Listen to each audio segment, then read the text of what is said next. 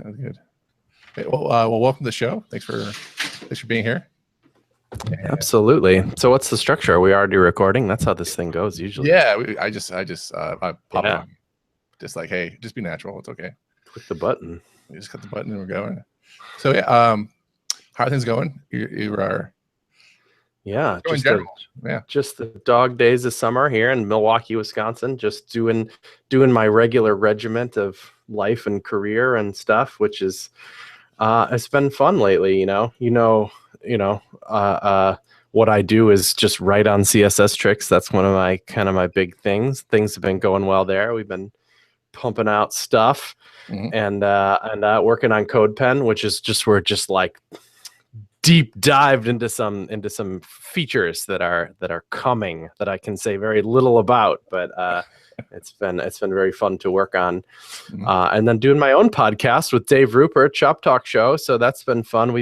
It's so hard, scheduling people is hard, as you know. As I was late for this very podcast, that we've been just doing a bunch of like me and Dave episodes, just that makes it kind of easier. So those are my three big things, but I also have a book that just dropped on a Book Apart. So that was kind of fun too. Yeah, so it was a big deal. It was kind of like I was plucking away at it for forever and ever, and it just is like think that type of process just goes a little slow. As you've written, I don't know, a couple is an understatement, Chris. Right, but I want to ask about your. This is not your first book, because you've written about WordPress before. Yeah, right? That was a different time in my life. No, not really. I mean, that was a big process too. In fact, that was probably even more difficult because it was my first one, and I had even less idea what I was doing. This is a co-authored experience with a guy named Jeff Starr, which is great. And we self-published it and just went for it. And so that was, I can't even remember how many years ago now. I wonder if it's been a decade. Probably not quite, but close, Yeah. We decided to sell it ourselves and all that. Yeah, what's that? It's still a good book. He updates it, and so and has another one that he's published on the same topic, and he's done a number of books. Because I think it was such a positive experience for both of us. I just, for various reasons, went on to do other things, and I think it was such a positive experience for Jeff. Although he could speak for himself on this, I'm sure that he went on to do more books because of the success of that first one. He's like, I could probably do this for a living, and I think still is to this day. So yeah, I mean, it's a good book. I mean, there's there's lots of WordPress blogs and tutorials out there, but they're not just coherent. So it's or they get out of date and they don't get updated, and so that's and so I bought a copy of the book like way back in the day because we're old folks, and and I went back to say, hey, did they update this book? Because I need to, I'm getting back to WordPress for my site. And I was just like, yeah, they did update it. I was like, oh, this is great. I can actually get up to speed. And Austin has a great. And it was WordPress free. I hope you didn't buy it again, because that was one of the early promises we made with that particular book. Was just because we were experimenting with like what we could do marketing wise for a book, and we knew that like the thinking behind why would I buy this tech book? It's going to be out of date in 5 minutes, kind of thing. Right. We're like, well, yeah, you're probably right, but here's the promise: we'll make you. You can have updates to this book forever for free if you buy it, and held up to that. I think because Jeff has a new book, and because we updated this one so many times, that those days might be over. Specifically for digging into WordPress, but like I said, he's got another WordPress book called Tao of WordPress. I think I tweeted it was free. I'm not sure. I think it was free, but I was willing to pay for it because it was just. I remember it being such a great book to just to walk you through the process and not be like lost. So and of course you see CSS tricks, and like it's like with your new book, it's like with you've had the work, you've been doing the blogging for CSS tricks for a while. I don't know how many years you've been doing it. I forgot. I should research that part. No, it was 2007, so we're coming up on 10 years there. Yeah. So any major plans for celebration? I'm so bad at that. Like, it can't. I remember the 100th episode of Shop Talk Show where, like, I don't know, we'll just do a regular episode, I guess. You know, we did nothing special. We did nothing special at 200 episodes either. I think special things just come along a little more naturally. Like, we just have some really good idea to do kind of a special episode and then do it, and it doesn't necessarily happen to lie on exactly 100 episodes. So I kind of doubt, just knowing my personality, that I'll do anything big and crazy and special on the 10 year, but maybe at some point during that year I'll find something celebratory to do. I don't know. Yeah, it's like Not Very Space is approaching 100 episodes, and I'm like, I should do something, and I'm like, I don't know what. It's okay. You know, I think it's special enough that you record an episode at all. Oh, thanks, man. You know, well, it's just because it takes a bunch of work, and it's like, I don't know. Yeah. It's not like people are waiting with bated breath or what are they going to do for their 100th episode? They're like, no, they like the show because they like the show. Right. Yeah. Do the show. Yeah, I like doing the show. So that's why I felt we stopped for a while, and I just felt like something's missing that I like to do. Oh wait, It's that podcast. I should go back to do that podcast because I did it. I did because there's a gaping void in your life. Yeah, it's like So, but yeah, so I was just thinking about 100 episodes because like we used to do end of the year celebrations, and we still did. We did one with Sam Camp a while back. So nice. Then with you, I wouldn't.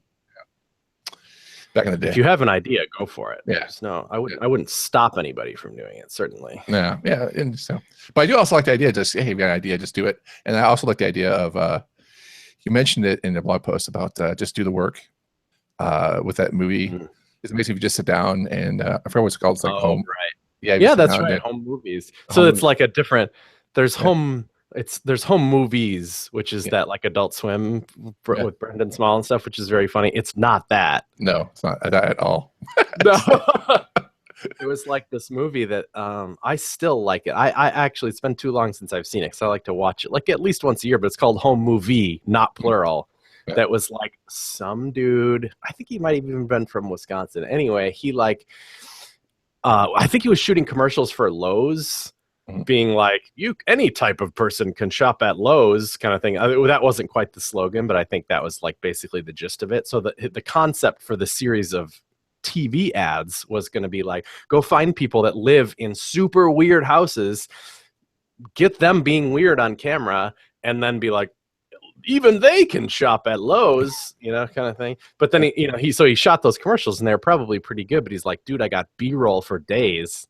I'm going to make a documentary out of it. And that's what the documentary is like more from these weird people. And boy, are they weird. But some of them are great. And so that particular line was from this like dude who lives in this swamp, like on literally a houseboat in Louisiana. And he was a hick, like he's probably like wouldn't be most of our buddies probably. He's just a little too, I don't know. Maybe he would be. I don't mean to judge like that, but he was also full of like weird swamp wisdom. So like every word out of his mouth was like a swamp metaphor for life. That was pretty good. Man. Yeah, and one of the things is like, hey, you'd be impressed with how much you get done if you just sit down and do it, right? And just sit down and do it, right? That was a long way around to get to that quote, but that is the quote. You'd be surprised how much you do in a day if you just sit and you do it. And in this case, it was making little novelty alligator heads, which the world needs. So it's a metaphor for websites. Yeah, but and it goes to like I've written so many books, but like there's when I write a book, sometimes I get the shell shock to like oh no, I can't do this. This is just so much work to get done. And I was talking to Matt Griffin about his documentary that's coming out, and how too, right? I'm sure it's been a long time coming. And he even I think it was on the show, on this past episode. She said like, oh yeah, I got like just what the hell am I doing? I'm not sure, over my head, and then he just then it comes back, just sit down and start doing it, and slowly it'll come together. So, but yeah, so there, just don't give up. Yeah. So I want to talk about the process for you writing this book, because we talked about the WordPress book, but like, how is the process for this book, which is a thinner book? It's just a little thinner. Yeah, well, that's the mantra over there at A Book Apart. Is like they don't publish big volumes, Yeah, exactly. And I don't know, it's funny because you don't set out to like write a thin book necessarily, but it just I don't know, maybe it's just their brand or whatever. Like when you start saying what you have to say, it usually kind of just comes out that way. Yeah.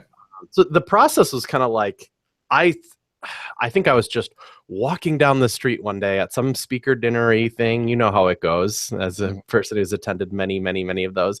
And Ethan Marcotte was there, and Ethan was talking to somebody else, I think, and I was just overhearing it.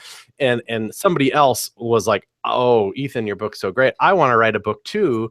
And Ethan's advice was so good. It was like, you should start with an article.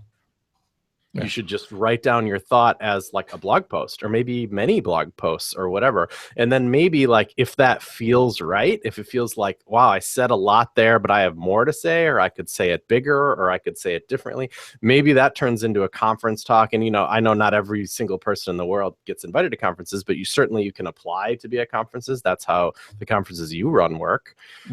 And there's lots of ones out there. There's certainly events that you can just show up at and speak. There's ways to give presentations. Maybe that article or series of articles can turn into a presentation, because that starts to like, now it's not just like publish. It's like, I'm going to really cohesivize these thoughts and kind of like tell a story, because I'm asking people to sit and listen to me for like an extended period of time. That starts making it feel more real. Like, now this is really a thought, and it's like my thought, and it's like, I'm going to present it how I present it. And then that's what happened to me. It was like I would write an article about SVG, and then at this point I've written like 70. So it's like I have this bulk of material about SVG, and I've been giving talks on it, and not just one, but 2 or 3 different talks that have evolved and stuff. And so when it came time to like, just through my relationships and knowing the Book Apart people and having that be like definitely a big life goal checkbox, is to work with them on a project like this. I already had it. I didn't have it done, but I had a lot of it there. I had like a lot of source material to draw from, so I can be like, how can I basically turn this talk into the book structure? Right. And I was able to do that. I mean, it took a hot while, but yeah, it's not just like you sit down and write. We're not like Stephen King or whatever. Man, that'd be great. So that'd be great to do a horror book about web design. But I think that's the 1990s. But it was like, so like, I mean, A Book Apart is short books, but they, like Zellman even said, like, the idea is like, if you hop on a plane, from one coast to another, by the time people you're done, have really latched onto that, because but my girlfriend Miranda was talking today, because we're both like, what can we do to promote the book? She's very like, let's sell some books. I'm like, I agree. I'm not very good at marketing, but maybe you can push me and stuff. And she latched onto that very much too. Is that the plane thing? Yeah, like they're plane books, a 4-hour flight, and you can get it done. So I think it helps them as a brand to push that, and it helps individual authors as well to be like, this, my book, the one that I wrote for you, can be read on a plane. Right. Yeah, and so it's tough, like because we do conferences throughout the whole year on summits and stuff, and just like things has changed so much that it's hard to grok and sit down and like, oh, there's this new concept, I have to like SVGs, and it's not as easy as like, say, inserting SVG and then everything works wonderful. Hopefully it does, but great. But sometimes there's browser inconsistencies you have to be aware of, and if you want to put in the background image, what you need to do, and so so it's that world of SVG made for a good topic, because I could the way I approached it was like, yes, there is all those things, and all those things that you just mentioned are in this book too. But that, I mean, as we're like front-end developer designer types, and that's who the book is for. It's for that kind of like, what can you really do really practically with like I just make websites. What can SVG do for me? That's the approach it takes, because there's many other ways into SVG. There's like, I want to leverage this technology because I work for like a financial institution, and we really need to like present tons of charts and graphs to our users, and that just seems to be what we need. There's back-end people that like dig into the SVG thing as well. There's also just like artists that use it because it's a format for that. I mean, it was kind of born of the web, but it's kind of it's actually an archival format, or that's how the working group thinks of it, I think, because it's like, it's a format that nobody like really owns. It's like this open source format, so like, let's give it to the world so that they can store data in it that will like persist through time. There's not this corporation that owns it that they can just be like, that shut down, or nobody cares about anymore, or nobody builds software around anymore. That's the beauty of this open standard thing, is that the data will live through time. Yeah. Yeah. And it's wonderful. I mean, I remember SVGs when they were trying to make a push for, when Adobe was trying to make a push for it in 2001, and you had to have a plug-in for your browser to make it work and all that stuff. And so I was just like, yeah, it's great, except, it's not, no one's going to be using it. So, but I barely even lived through those days, but that didn't help the cause, because you still have that memory. And then there was like another period of time where like the only way to get it on your page really was like the object tag or like an embed tag or something, and then it was like, oh, that's what you think of as SVG. And you might think in the back of your head, cool, look at all the cool stuff it can do with it. I like that, but I don't use it in my work. That's not how I roll. I don't build websites with the object tag kind of thing. And then only that's one thing. It took a hot minute. It wasn't right away when you could just use it in the IMG tag, right? And then once you like learn that, you're like, oh, really? It's just like a JPEG, and it's like it's not just like a JPEG, but it's kind of just like if you want to use SVG just like you've used JPEGs, you can do that, and even that's empowering.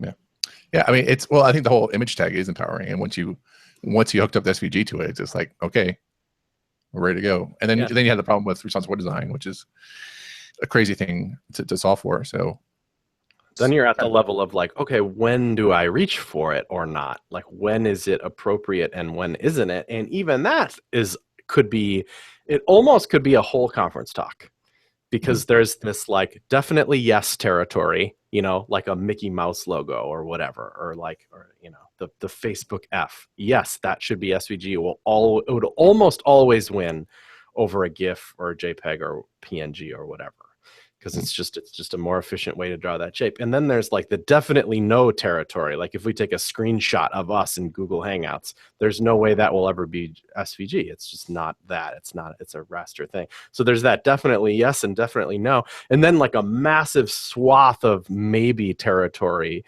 in the middle, which like the more you are around web graphics and graphics in general, the more obvious the narrower that gray area gets in the middle, but it still stays relatively wide, so that it's kind of tough. So, well, one thing I liked in your book is the overlapping of image formats.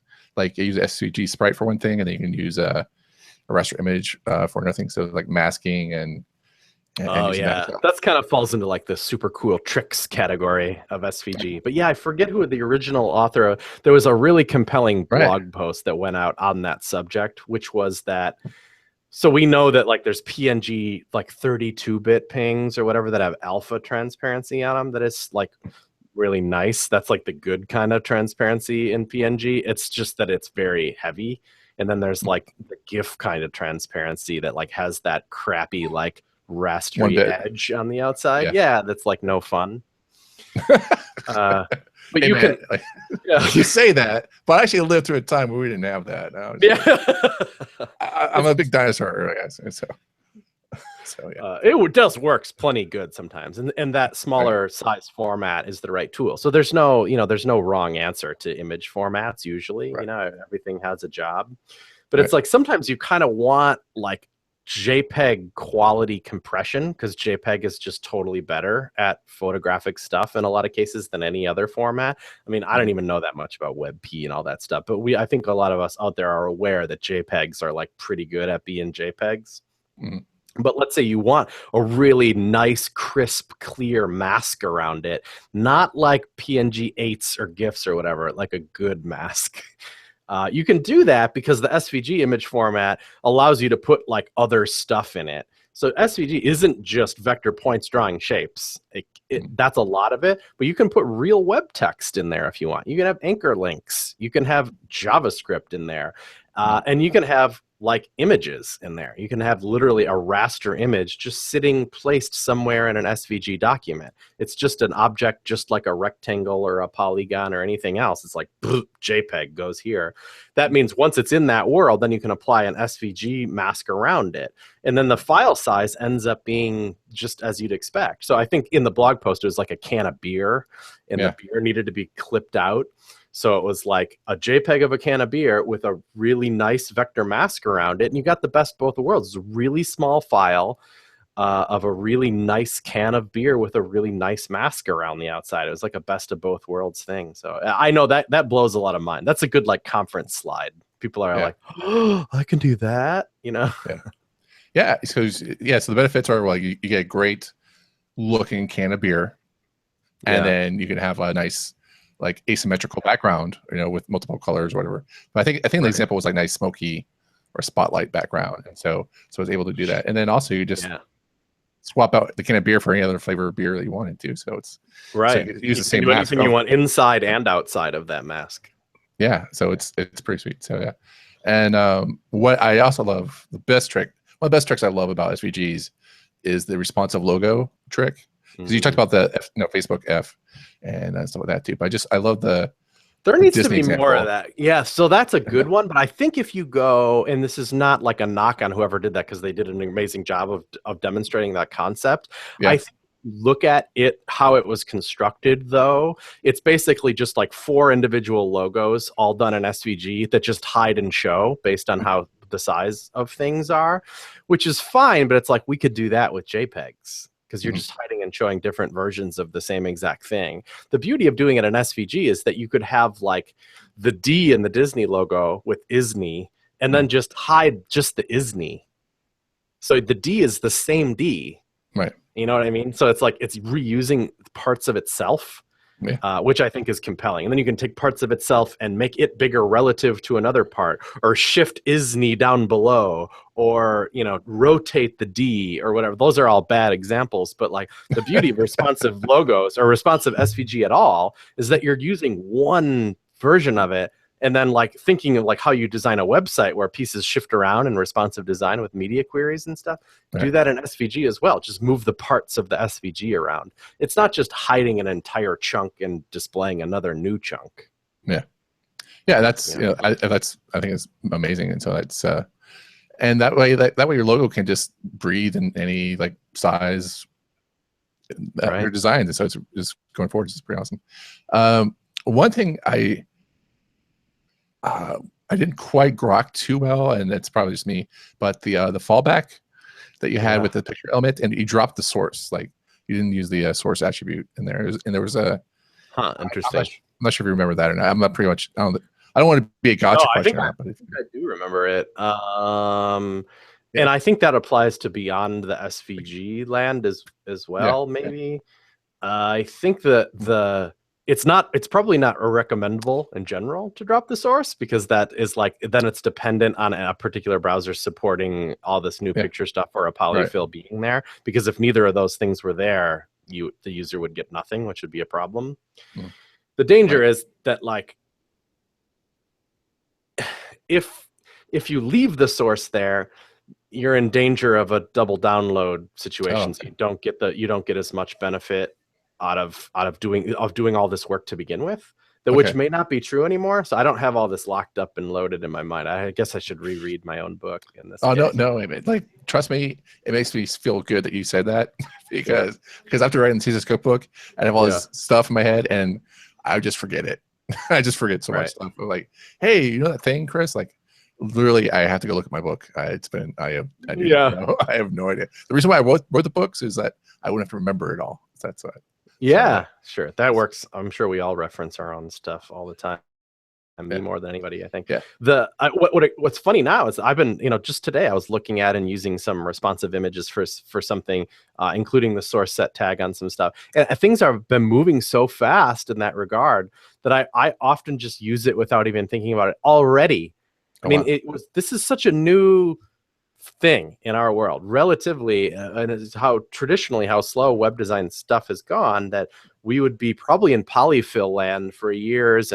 But I think things are moving so fast now. I'm just like, oh yeah, source set, blah, blah, blah, blah, and just ship it, knowing that if you got the source tag there, like you mentioned, it'll work in whatever browser. And there's a fairly wide swath of browsers out there now that will digest and use that source set stuff without you doing anything at all. It doesn't need a polyfill. You put the polyfill in if you want, like, every browser in the universe to support it. But I'm lazy. I'm already like, just use it. Screw the polyfill. Yeah, it's just as I've explained already how old I am, but and web design years, but yeah, I just feel like a lot of we have a lot of designers who are now engineers or browser vendor, work for browser vendors now. Just hear what's going on and actually are proactively making fixes, and it's been going on that for Whirlpool is working a little better these days. yeah. The cycle is just the time is just reduced a lot. My big fear about that is that they make a change to a problem that's not really a problem. It's just people complaining too much about a problem until they put a fix in and stuff like that. And my kind of this is not.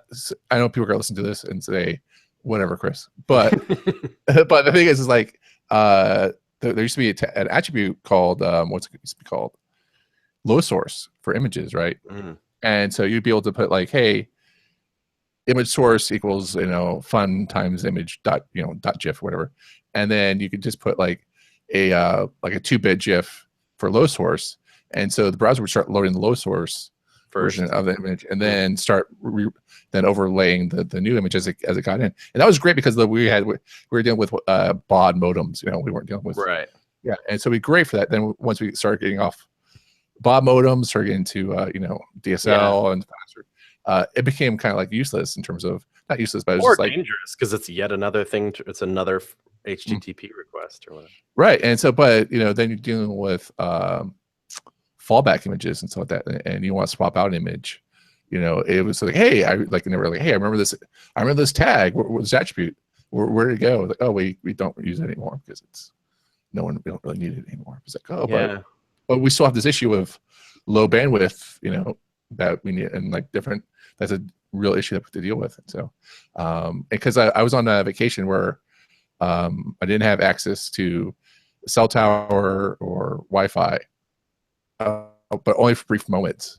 And so, and I had to buy this outrageously expensive wireless plan because it was like worse than hotel Wi-Fi. And literally, I would have to be watching what web pages I would load because they would have like these huge mammoth images, and I think I sat down. I got this is a blog post I've been right, just how expensive that web page I have downloaded was in terms of that plan I had. I was like, it was like only a gig plan for like, I don't know, like $100 or something like that. It was just like, it was like outrageous. I think there's isn't there a Tim Cadillac project that's like what does my site cost? That's what it is, and you put in a site URL and it tells you like how much it would cost to load that page based on plans in different countries or whatever. And it can be quite wild. And then you multiply by the number of people you get from that country, then then that's how many people have you saved? If you actually reduce your image sizes and some of that too.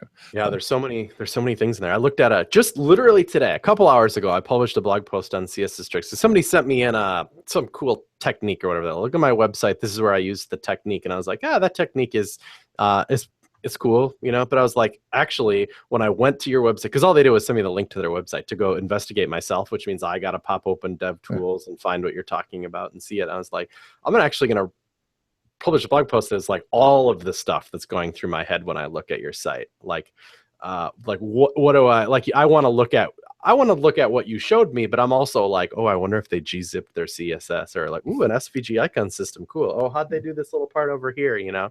So I kind of wrote all that stuff, and I saw that they just didn't have gzip on, or they didn't set expires headers on the graphics. So it's a very graphics heavy site, and that's a big. So you're talking about this plan where you paid all this money, and then what if you accidentally hit refresh? Well, on this site they didn't have, like, normally that would cost you no money because they're already cached images in that browser. So it'd just be like, oh, fine, I already have this thing in memory. But they've specifically not set that header to do that. So you'd have to download these 4 megabytes of images again and double what you pay in bandwidth.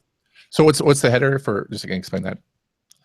A header, it's just like I can barely explain it, but it's one of those things where, like, if you're like old school and using really normal stack in which it's like an Apache server or whatever, there's like there's multiple ways to do this, I'm sure, but the typical ways, you have this like HT access file at the root of your directory, and it like allows you to set headers for files. So like when you download CSS, it not only downloads the CSS, but it downloads this like chunk chunk of like metadata that like is like tells the browser other stuff about it. Like, when was this file last updated? And there's one of those headers that you can set that says, hey, browser, hold on to this thing for like a year. So like, even if this website requests it again, just be like, I don't even want it. Don't download it again. I already have a copy of it here sitting in my cache. You can just set that as a little like, piece of information that comes with that file. I'm sure you know that. That was my best attempt at explaining. No, that was great. That was awesome. Yeah, but how that saves you bandwidth, and not only bandwidth, it's fast. That's the real advantage. It's like bandwidth savings is great, but the speed is where it's at. Right. Yeah, one of my things I want to write, my thin book, is designing for hotel Wi-Fi would be the title of the book. Yeah, that's that would be good. That is the perfect like buy me book title thing. Yeah. I bet that would sell a lot of copies. Yeah, yeah, and there's not enough books on performance, to be fair. Yeah, there should be a lot more. I mean, and it would just be filled with tips that a front end person could use and do right now. They wouldn't have to go to a programmer per se. Like they would just like, okay, this is what you need to do, and this is why you need to do it. And then there probably some doodles in the back. I know. I've had some, I think about it a lot. Usually my performance work comes in like sprints where I'm like, I get the site looking really good and I use all the performance tools and stuff. And then I just like leave it alone for like 6 months and like bad stuff just happens because it just will, like you'll screw around with some front end stuff or use some new service or blah, blah, blah. And eventually like, oh, there's a bunch of weird JavaScript loading in the wrong place, and there's files that aren't concatenated, and I forgot to optimize it. And then at 6 months, and then you're like, I'm gonna do a little performance sprint on it, get it back to good, and go. And I don't know if that's good or bad. That's just like life, I think in reality you should probably be more on top of those things, over and over. But I don't know. Yeah, there needs to be more. There's a Laura Hogan book for sure, and another book apart book. But I think there's every other book published should be about it. It's that important. It is. I mean, it's just make it fast, so it's blink of an eye. I mean, oh man. Oh, and I should tell you this. My story is that we had an electrician come to our house, and just because of it's an old house, so we had to get some wiring fixed. And so what happened is that he actually was near our Google Fiber installation, and so when they were done, in Boston, right? So you get the smoking internet. Yeah, but I will let me back off. Let me tangent, and I'll go back to my original thing. Is that even with Google Fiber, I can now tell which sites are slow because even with Google Fiber, if it takes forever to download, like they're not performance enough. Like whereas before on like cable modem, I wouldn't know because it's just like, oh, everything's slow kind of. I don't know. It's even it's amplified more. Like if its site's really slow because I was like, this should be opening up in a blink of an eye. If the site's fast, it's fast, and if it's slow, you're like, oh, that's on you. It ain't on me. That's on you. Yeah. Yeah, which is a really big surprise I had. I didn't expect that type of things to happen. But anyway, so backstep it. Like so, and it knocked it off, and so I was stuck with MiFi for like 5 days, and it was terrible, man. It was absolutely terrible. It was like the worst thing ever. And so I was like, "Hey, Chris, you want to download this update to your software that you need?" Like, no, I don't need that right now. I can wait 2 more days or 3 more days. There's this new thing that's been going through my head about performance, about how there's kind of this, I don't know, maybe it was a phase or whatever. I think it was a Steve Sodders quote about using the 80-20 rule, which is like applicable to a million things in the world. But one of them is that 80% of performance is on the front end, because it's like if you look like your average network waterfall chart, which starts out with like the request for like the HTML from the document or from the server, and then it gets that's all that, like the server's like kind of done at that point. Not done because it's still got to serve some assets and stuff, but it's kind of done the hard part. And then the rest of the network waterfall is like how many resources are coming down and how the browser is deciding to deal with them and lay them out and stuff that the front end has a lot to do with. So he's like, when you're working with the performance of a site, so much of that work is for us front end people. And I like that, but I'm starting to like think it's more like 50-50 these days. I'm shifting the tide back to the server too, because it's like I've been a lot of times I'm all over the front end stuff. It's not that I never make mistakes. I make plenty of mistakes, but I know the formula for front end speed. It's like use SVG. That's lower down on the list, but it's like set the expires headers and concatenate your assets and compress them and just serve as little as you can as fast as possible. Use the CDN. You know, like I'm all over the basic techniques, and sometimes sites are still slow, and that's the server being slow. You can look at that time to first byte, and I notice this more and more on sites that, like, you know, you just use, like, you know, you just threw up WordPress on some cheap host or whatever, and your time to first byte is like 2 seconds. Yeah. That sucks. Yeah. And that's going to make your site feel slow. And you sure with Google Fiber probably feel that more than anyway, because you can't make anybody else's server more fast. Like CDNs and stuff are smoking fast. But if your time to first byte is still 2 seconds, it's because the server literally took 2 seconds to spit that out. That's where you're at. So like getting that time to first byte super fast, like I just loaded CSS Tricks. I've been working on that. It was 108 milliseconds. That's smoking fast. That's so fast. If you have that under, you know, that's why I think it's more like 50-50. Because if you can get that to the browser really fast, then it can start doing its front end stuff more fast, and it just feels more fast overall. 50-50, I say.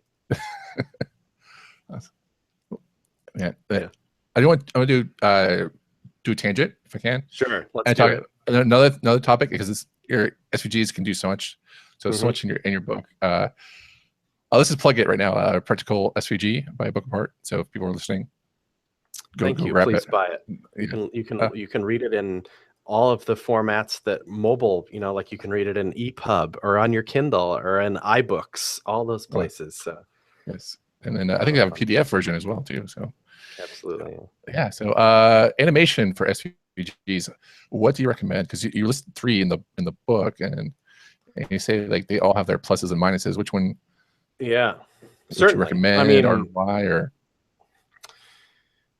I think a lot of front-end designer developers like us, I think, probably reach for CSS first, and I don't think that should change necessarily with SVG. It's kind of like you're using, I don't know, don't think of SVG elements as all that different from divs and spans and all that stuff. They're just rectangles and polygons and stuff. So if the animation entails you moving one from the left to right and changing its opacity, use CSS, you know? Although I think, you know, it's either Sarah Drasner or Val Had or somebody, you know, that's like really well into this, kind of said that there's a few like moments in which you are like, okay, this is complicated enough, I have to switch over.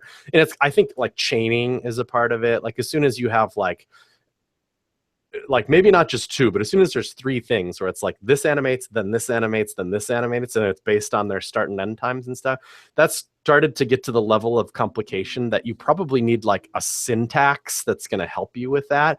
And the CSS syntax does not help you with that.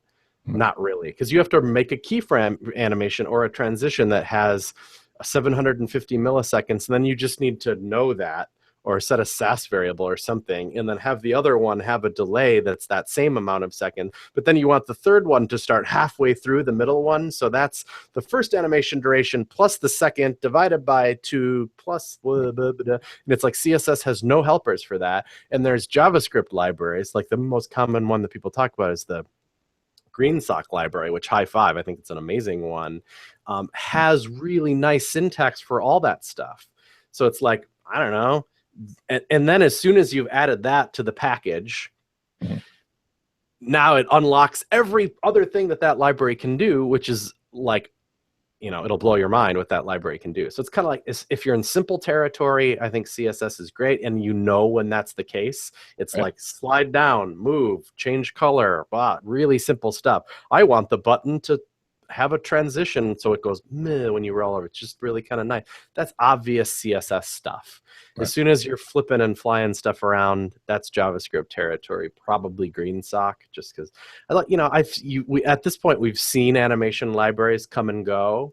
And just as, you know, as old timers like this, I always appreciate the libraries that are like always there, and the same team works on them, and they have a business model, and they have conviction, and they're just like around for the long haul. That's kind of what I feel about GreenSock. And any other library is great. You can slowly earn it just like they have. Yeah, and then because we had a CSS summit, and someone from GreenSock present, and because it was through Sarah Dresner, but it's also GreenSock. The first time I heard about GreenSock was at CSS DevConf last year, which is like crazy that was the first time I ever heard of it. But yeah, because they are old. Because you'd think if anybody out there is from Flash, that the original GreenSock was a Flash product thing. And they kind of, I think, I don't know if it was reluctantly or not, but they're just like, well, Flash is over, so I guess let's remake this tool that we used to do for Flash. And I apologize to anybody from GreenSock if I got this wrong, but I think that's basically what it was. And they just kind of adjust their technology to work for the new stuff, and thankfully they do. But here's a big one, like there is because we're talking about animation and SVG, there's a whole spec. It's like kind of even separate from SVG called SMILE. They called it SMIL, which is like integrated multimedia, blah, blah, blah language. Right. It was cool-ish, but it was a way to just like SVG is declarative, they call it, which means if I'm going to draw a rectangle, I'm going to draw it like it looks like HTML, or it's like I'm just like writing down how I want this thing to behave. It's not like gibberish characters like JPEG or whatever. That's just some weird thing. It's like I am declaring this rectangle to be this wide and this tall or whatever. It was a declarative way to handle animations too. It was the same. It was angle brackets and all that stuff. Like this is an animate element. It applies to this element. It has a duration of this long. These are the attributes I wish to animate. This is the new value I wish to animate to, is a declarative way to say this is an animation and this is what I'm all about. It was part of the SVG syntax, and it had some cool abilities. Like it was the first thing that you could draw. You could draw like a path in SVG of like, imagine like a little roller coaster shape, and you could put a circle on that path, and then through that syntax be like, you circle, I want you to follow that roller coaster path, and it would go, ooh, and it would do that. There's no way to do that in CSS. I mean, there only is now in the last like few months. They have this new thing called motion path, and it just copies what that did. Yeah. So it's like if you wanted to like animate a little paper airplane flying around your site, that was the only way to do it. And I'm talking about it in this weird tone because it's like kind of gone now. It was this thing that like browser vendors had like felt very weird about. IE never liked it, so they just have never touched it. It's never been any IE anything. And between me and you, like when IE just says no to something, that is enough market share that it generally just doesn't get legs, Like to this day, you can't even mention the word Flexbox without somebody posting a blog comment, but what about old IE, IE's on board now, but like you can never say anything because you always get that thing. So the SMILE just really didn't take super hold on anything, I think. And then Chrome's like, we're going to drop it too because it's weird and complicated, and we think that there's other technology that can step in to handle that kind of stuff, and they might be right, but it's weird. Yeah. Anyway, so that's like I mentioned in the book, probably even too much because there are some interesting things it can do. But like if we're talking about animation and SVG, just don't learn it right now. I would say just don't even look at it. It's irrelevant. Just use JavaScript or CSS. Well, I mean, it is I think something to know about just because it has one feature that's step up over GIF or JPEG or. So I think it's just nice to like. There was one that was really cool, which was like take this shape and it has like a polygon. Imagine a polygon 0, 0, 10, 0, 15, 22. But I've drawn a star out of points on a grid, and then you could say through an animate element, change those points to these points, and it was very simple declarative way to do that, and the browser would interpolate the change between those shapes, and it was so cool. Like the day you learn out of that, I can change like a paw of a dog into an 8-pointed star, and the browser just interpolates those points. It was so cool. That's gone. Like that's a sucky thing to lose, but that was a cool place that GreenSock stepped up. They're just like, oh, we can write that too, so that nobody will ever lose it. And not only that, it'll work in any browser. We'll port this to that, and they do it really smooth, and they did it with a beautiful syntax and all that stuff. So I don't miss anything from SMILE. Like I don't care that it's gone. And Chrome says, the part of the beauty of us doing this is that, it's like a third of our code base or some crazy, I'm sure it's not that much, but it's this massive thing. And I can kind of understand that, although, RIP, low source, RIP, smile. Same thing, it sucks to deprecate things. It's painful. Yeah, it is, but hey, what moves on, that's for sure. But yeah, I just felt like a big pain point where like when it's like, oh, we have a problem, like, oh, no problem, we just go back and use this thing that we don't use anymore, or wait, we don't use it because it's not here anymore. And I felt bad because like I didn't know we lost it. That's like the worst thing. Yeah, it's like, oh, I didn't know we lost that guy. I didn't turn around. I wonder what's next on the chopping block. You never know. Things go. I can't imagine what it will be. Well, something, we lost Blink and Marquee. We'll lose something else. We will never use Blink as long as we can recreate it with JavaScript and CSS. Yeah. So that's like that was my first time I wrote the first edition of CSS Cookbook. The one recipe I put in there was to recreate Blink. Yeah. Because it's just to cheese people off. It's like, and then this, because someone reviewed is like, here's a thing about Blink. What an idiot! I'm like, oh, like, yeah, thanks. So like that, not knowing I put it in there as a little fun thing, but yeah. So reviewers are great. I love reviewers. Yeah. So just and one thing I'm interested in, and I'll be talking about soon, is the flow-based system of filters, and so we don't talk about it right now, but I love the idea of applying filters, sort of stacking them, I guess is that a good way of saying that, or no? I think so. I mean, I don't think there's any limit necessarily. Like even in CSS, you can space separate the filters that you'd apply to something. So CSS has really like kind of, I don't know, for lack of a word, boring ones, like you can grayscale something, or you can apply a drop shadow, which is, sometimes relevant because the way that it applies shadows is slightly different than a box shadow or whatever. But there's like sepia tone one, which like nobody ever uses ever, but if you wanna both drop shadow something and sepia tone something, you can do that. You just space separate them. But in SVG, it's a more powerful situation, right? You can apply lots of different filters to lots of them. And I think what you mean by flow is like, I don't know, take the results of one and kind of pipe it to the next one, kind of thing. Yeah, well, like I think it was like Chris Lilly you mentioned, and you put it in your book. It's like, whereas like you can actually like have filters and kind of stack them, and then have the results. At least it's the way I results apply to the image at the end. So that way it's like using. I don't want to put too much words, but just basically like I have this thing I want to turn it blue stack. I was like like sepia tone and what you just said, sepia tone, drop shadow. And then turn on the turbulence.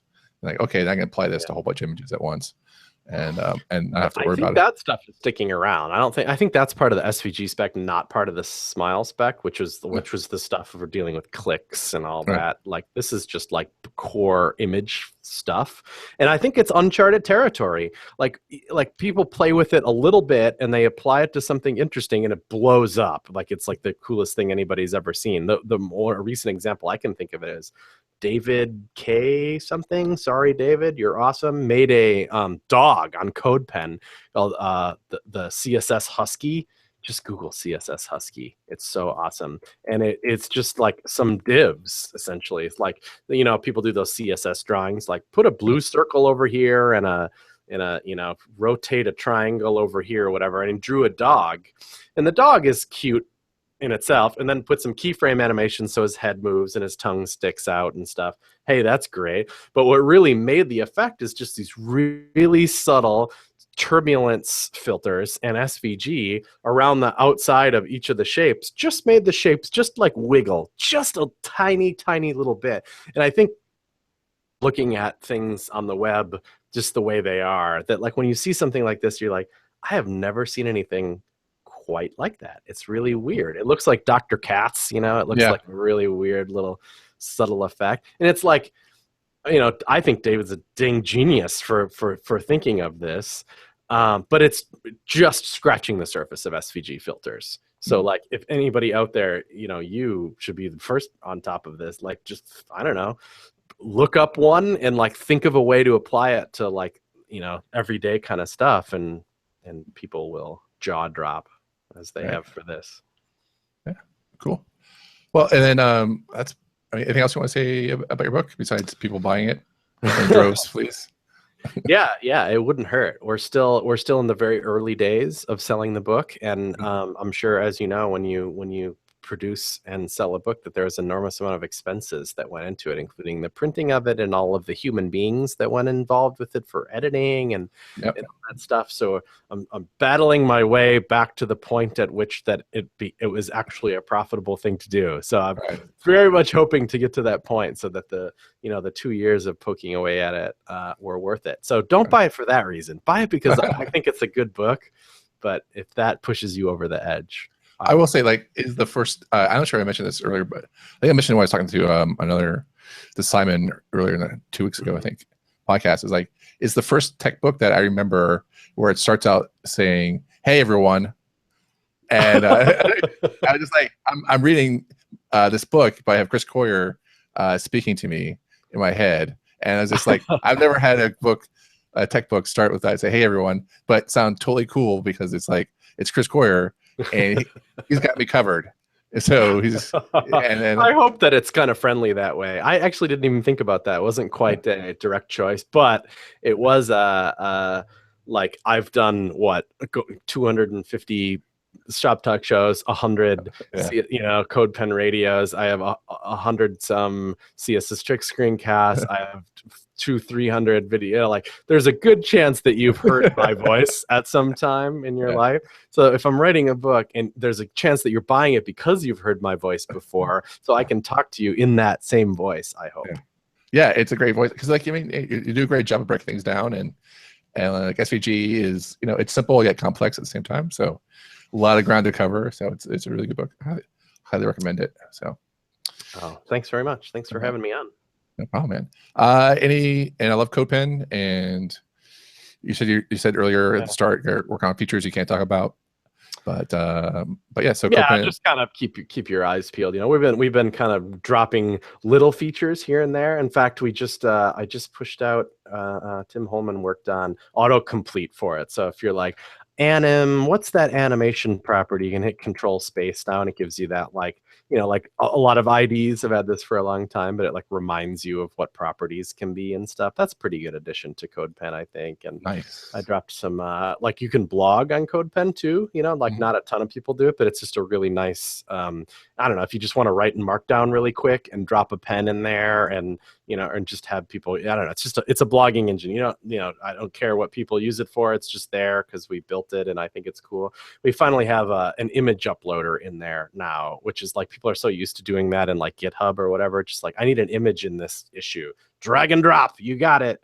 I put that in there just yesterday. So it's like, and we're just dropping little features like that, because otherwise our head's down on a big new thing. And we've been talking about a little bit on the podcast. We're building it in React and Redux and just refactoring a lot of stuff. And it's been a brave new world. Cool. And then I do want to mention that you're going to be at CSS DevConf. Heck yes, in San Antonio. Yes. And then you're doing the show and tell again. Is that right? So. Well, I'm sure we'll do that. And I just, I'll be available for anything. I'll be available to talk about SVG. I'm always there for a pinch hitter, in case somebody can't talk. I'll have a brand new talk ready. Maybe I'll give it in the lobby of a hotel room. But I'll just be around. I've been to a lot of these, maybe all of them. I can't remember, but if not, I've only missed one or something, because I love them. They're always at really cool places. I think I have those. Because there's Hawaii and Stanley Hotel. Yes, and New Orleans.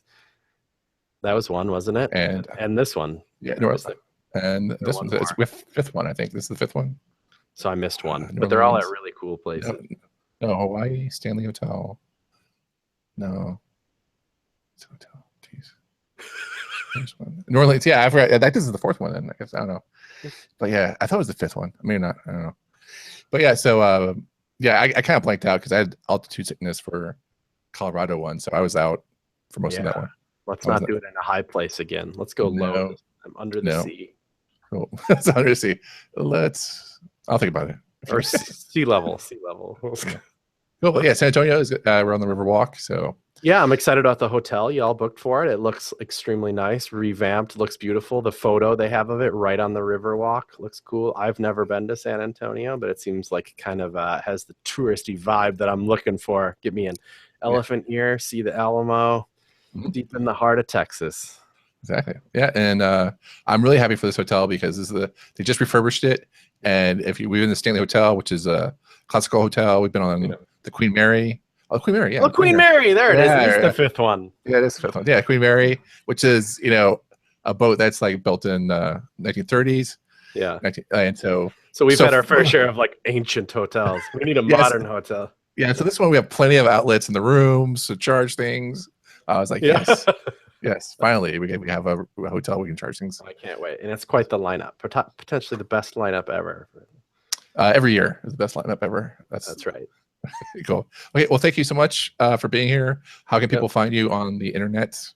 Yep. I'm Chris Coyier on everything.